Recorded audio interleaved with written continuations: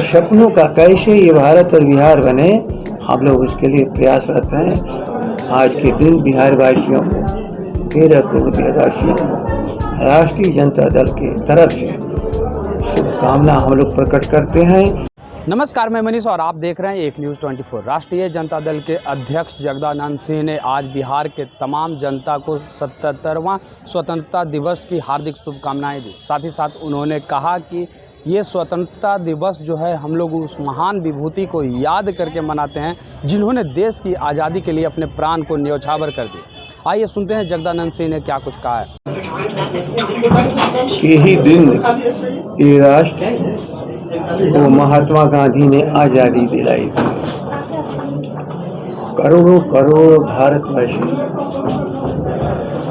विदेशी सत्ता से मुक्त हुए थे और उस आज़ादी की लड़ाई में जिन्होंने त्याग, तपस्या और अपनी शहादत दी थी, गांव से लेकर के महानगरों तक शांतिपूर्वक आंदोलन के साथ फांसी के फंदे पर भी हमारे भारत के नागरिक जिस राष्ट्र की कल्पना करके शहादत दी थी, उसी की याददाश्त में हम लगातार इस समारोह को करते हैं। समारोह केवल इसलिए नहीं कि आज़ादी मिली, बल्कि हम अपने कार्यों के प्रति सचेष्ट हैं।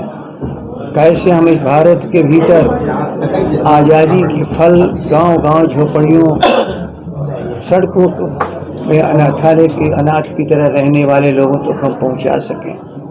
और भारत के संविधान बाबा साहब अम्बेडकर ने लिपिबद्ध किया था, वो आज़ादी के जितने मूल्य थे, इस देश के भीतर आज़ाद भारत कैसे चलेगा, इस भारत के नागरिकों ने अपने लिए लिखित संविधान की जो कल्पना की थी, उसका स्वरूप बाबा साहब अम्बेडकर ने दिया था।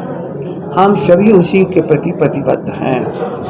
कुछ कार्य बाकी हैं, सही दिशा में भारत चल सके और गांव का भारत जिसकी कल्पना महात्मा गांधी ने की थी, सचमुच ये गांव का देश स्वावलंबी गांव बन सके, हर इंसान को रोजी रोटी, कपड़ा, आवास मिल सके, जिसके लिए हमारे सभी समाजवादी नेताओं ने, कभी डॉक्टर लोहिया के नेतृत्व में प्रतिपक्ष की भूमिका निभाई।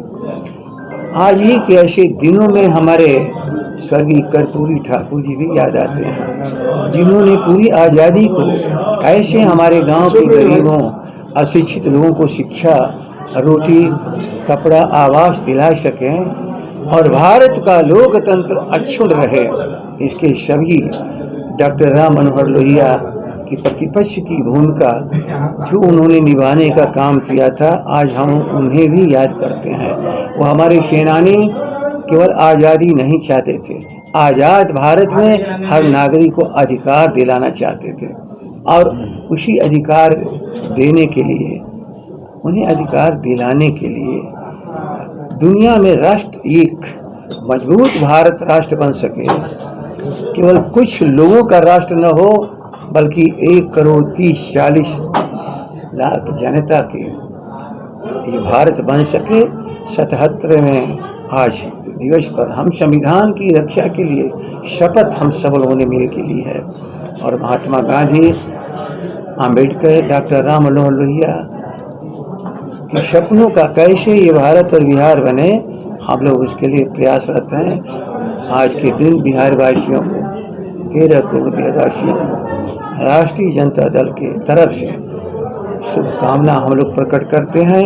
आज शुभकामना प्रकट करने की जिम्मेदारी हमारे राष्ट्रीय अध्यक्ष लालू प्रसाद जी ने दिया है और आज़ादी के शेष कामों के लिए हम लोग तेजस्वी को आगे करके हम अगले भविष्य की लड़ाई लड़ रहे हैं। लालू यादव ने झंडा उत्तोलन किया है और उन्होंने कहा है कि नरेंद्र मोदी इस बार आखिरी बार झंडा फहरा रहे हैं। लालू यादव ने आज झंडा उत्तोलन किया है 10 नंबर में। उन्होंने कहा कि नरेंद्र मोदी जी इस बार आखिरी बार झंडा फहरा रहे हैं। लालू जी इस भारत की नब्ज जितना पहचानते हैं, शायद ही कोई पहचानता हो। और आज पूरे राष्ट्र के भीतर चाहे जितना उनको एकांत में लोग रखे हैं, लेकिन भारत और बिहार के हृदय में बसते हैं। ये शख्स जब से जिंदा है लोकतंत्र के लिए संघर्ष करता रहेगा और उनके साथ हम सभी लोग खड़े हैं। जो उन्होंने कहा है मुझे लगता है कि हो सकता है आज आवश्यकता उसकी है।